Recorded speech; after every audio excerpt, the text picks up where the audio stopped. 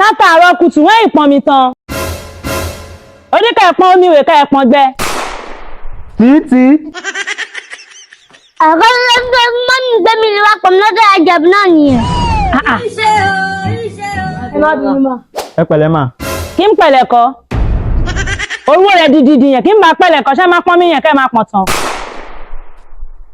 Kí ni ká gbé kíní bọ́ọ̀lù yẹn kẹ́ máa gbé lọ ilé wẹ̀? Àwọn sí èrè méjì. Ìyá Ìjẹ̀bú, kò yẹ kí máa ṣépè. Ok, ṣé kí n ṣàdúrà rẹ kọ́kọ́ pọ́n mímì tán? Kí n wá tọrọ omi nílé bà rẹ? Àbí fẹ́ẹ́ rówó ṣó omi nílé wẹ̀? Inú àwẹ̀ lẹ́wà. Wo jẹ̀bi kí n gbà àwẹ̀ kọ́? Odíkà ẹ̀ pọ́n mímì tán. Kẹ́yà gbé kẹ́yà bọ́jú ìta.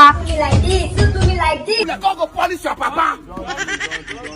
If you this man, I swear to God, come on, I'll beat you now. I don't get rich. Kẹ́yà gbé ìta.